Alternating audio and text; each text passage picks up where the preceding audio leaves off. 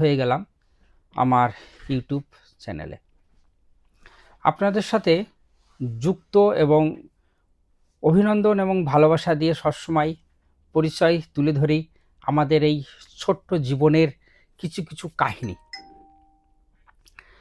একটা ছোট্ট গ্রাম ছিল বহু বছর, মানে অনেক দিন আগে।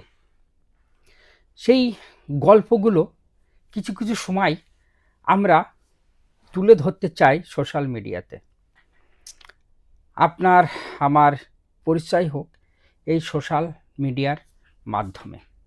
আপনি যেখানেই থাকুন না কেন, যে দেশেই থাকেন না কেন, যেখানেই আসেন না কেন, সবসময় সুস্থ থাকার শুভকামনা জানাই আমার হৃদয় থেকে। ছোট্ট গ্রামের পাহাড় আর সমুদ্রের মাঝখানে দাঁড়িয়েছিল রাহাত আর নীলা। বিকেলের সূর্য ধীরে ধীরে ডুবে যাচ্ছিল। পতঙ্গের সমুদ্রতে ঢেউ এসে পায়ে ছুঁয়ে যাচ্ছিল, আর আকাশে লাল কমলা রঙের আষাঢ় যেন তাদের ভালোবাসা প্রতিচ্ছবি। বিকালের ওই যে সূর্য অস্ত যায়, মানে সূর্য যখন ডুবে যায় ধীরে ধীরে, সমুদ্রের ধারে যখন আপনি দাঁড়িয়ে দেখবেন একটা লাল নীল সবুজের একটা ঢেউ সবসময় যেন ভেসে ভেসে ভেসে ভেসে আসে। সেইগুলো আকর্ষণ, সেইগুলো দেখতে সত্যিই খুব ভালো লাগে।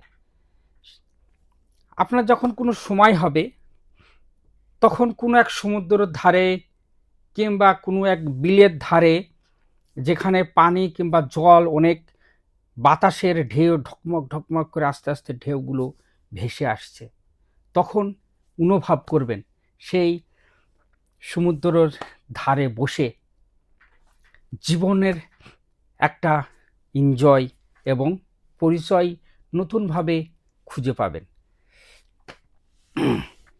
রাহাত বলল, এই শহরটা শুধু বন্দর নয়, আমার হৃদয়ের দরজা। লীলা হেসে উত্তর দিল, তাহলে আমি সেই নাবিক, সে সবসময় তোমার কাছে ফিরে আসে। সেই মুহূর্তেই ছোট্ট গ্রাম তাদের কাছে শুধু একটি শহর নয়, বরং ভালোবাসার চিরস্থান ঠিকানা হয়ে উঠল। আপনি এই অনুভবগুলো, এই সূচনাগুলো সমুদ্রের ধারে কিংবা বিলের ধারে কিংবা একটা বড় পুকুরের ধারে গিয়ে বসে, সেই যে হাওয়ার ছোট ছোট হাওয়া বয়ে যাচ্ছে জলের ওপর দিয়ে, পানির ওপর দিয়ে, দেখবেন ছোট ছোট ছোট ছোট করে ঢেউ আসছে, সেই ঢেউর সঙ্গে আপনার মনটাকে মিশিয়ে দেবেন। দেখবেন ওই সময়গুলো আপনার একটা অনুভূতি, সূচনা তৈরি হয়।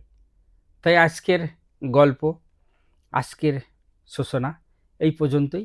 আবার নেক্সট দেখা হবে আগামী ভিডিওতে। ততক্ষণে সবাই ভালো থাকবেন, সুস্থ থাকবেন। আমি একজন কুয়েত প্রবাসী, কুয়েত থেকেই ছোট্ট ছোট্ট কথা নিয়ে আপনাদের সামনে হাজির হই। আমার বুক ভরা ভালোবাসা রইল সকল প্রিয়